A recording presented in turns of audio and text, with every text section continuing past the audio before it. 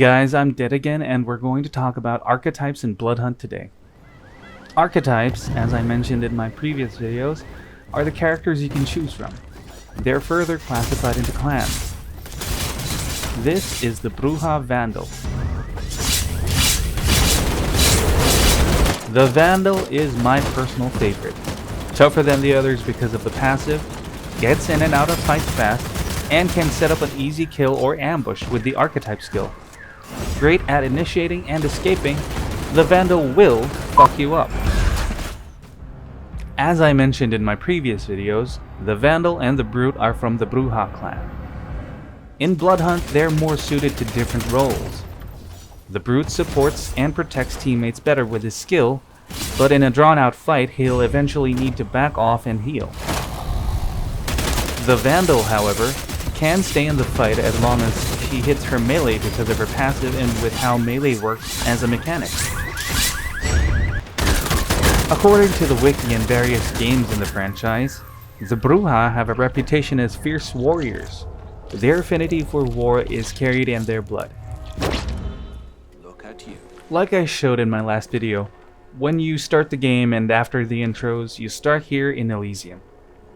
You can customize your character in settings by pressing escape. And then you can check out the archetypes right here.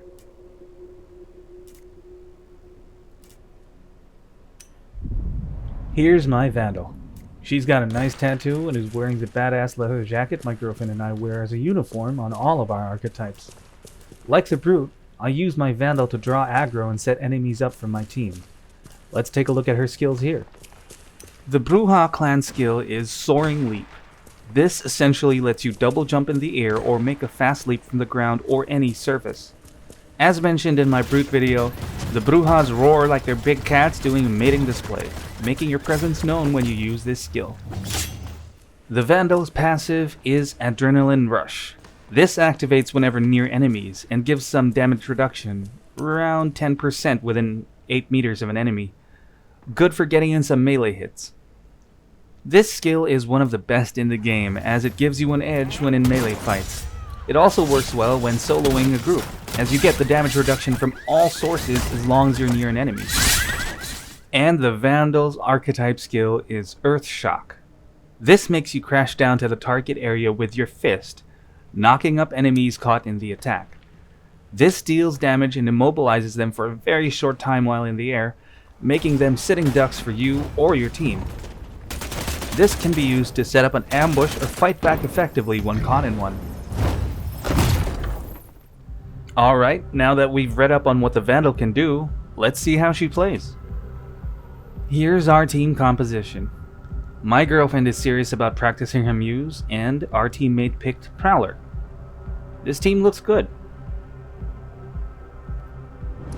We start out at our favorite spot, and I use Soaring Leap to race to the tailors. The assault rifle here is a good all-around weapon and can hit targets across rooftops. This SMG absolutely shreds at close range. Good option to switch to if your target tries to run away when you go in for melee. I see our Prowler is far away over there, probably looting the van behind the building. While my girlfriend sorts out her weapons, I decide to loot the van over here, near the demolished building.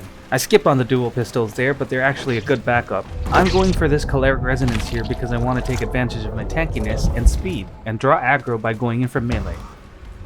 I switch to the Toggler here, which is a mistake, because the Toggler is underpowered for what it tries to do. Looking down the street here because I thought I heard something.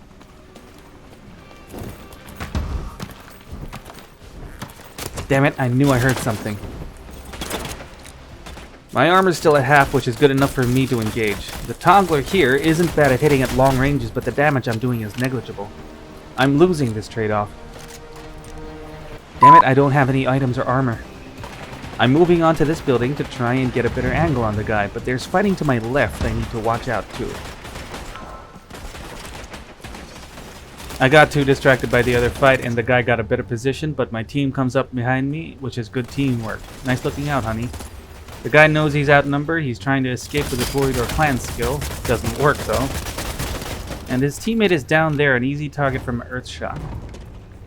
I can't believe I missed that.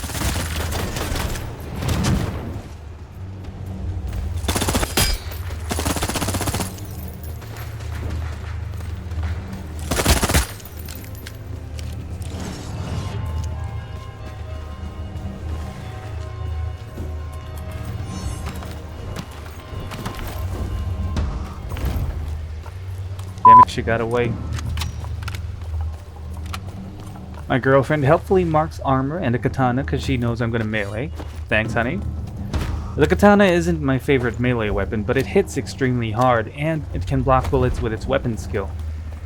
My girlfriend continues up the building, checking for the Anarch that got away, and I'm taking this phlegmatic resonance so I can use my Earth Shock more in each fight. We lose the target, so we make our way to the Rodolphinum as usual. There's always good loot there. Oh, another choleric. I need that.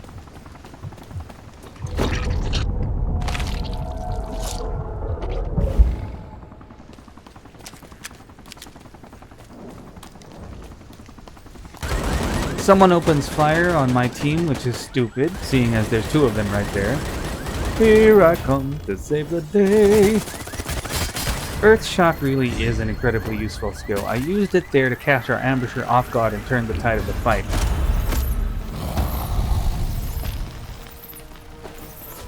The Muse skill here is useful for healing up after a fight, as my team was nearly down by that one Anarch.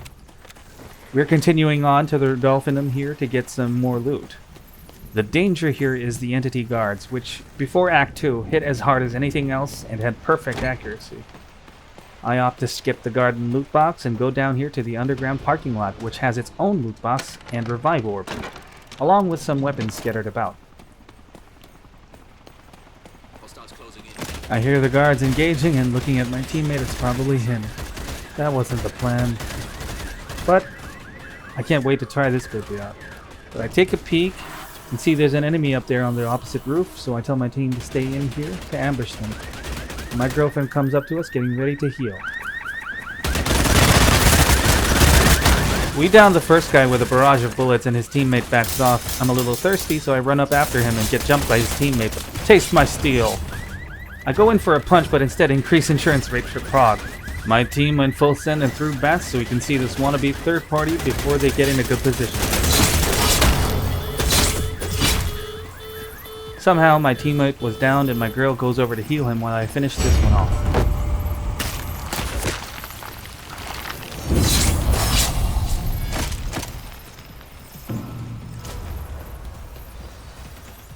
I go back down for a sec to see if there's any armor around, but remember that that guy might recover any minute.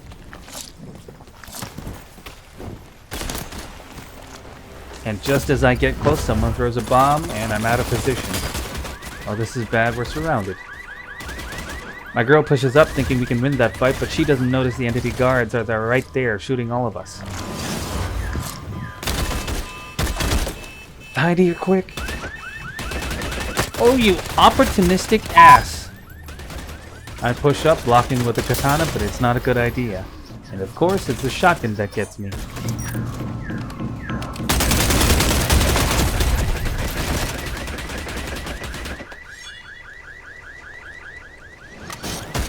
My girl somehow survived all that and got to where our prowler is, and she's aiming for the revive point downstairs.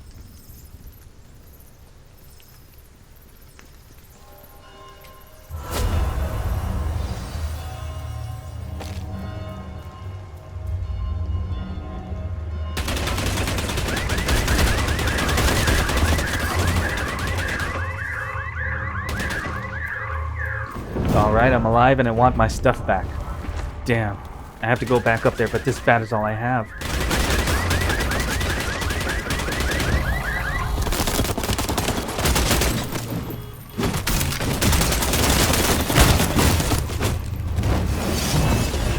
Damn it, he recovered too fast for me to get him.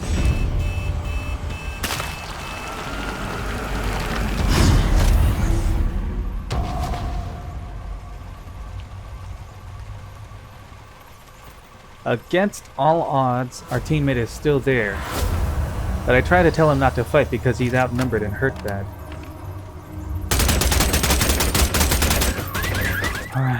Should have just run away.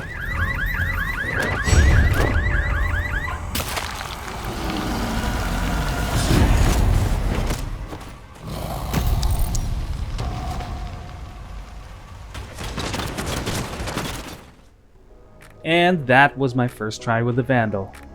After this game, I knew I'd be using her more. I usually use tanky initiators in games, and I felt like the Vandal was the perfect fit. Her skills just made sense to me with how I like to play aggressively.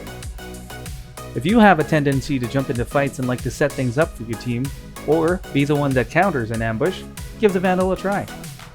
What did you guys think of this archetype? Are there other games you'd like to see a video on? Let me know in the comments and leave a like if you enjoyed this content. Thanks for watching, guys. Next up from my Archetype series is the Nosferatu Saboteur, so subscribe and hit the bell icon to get notified whenever I upload new videos. Watch us die in Prague again next week.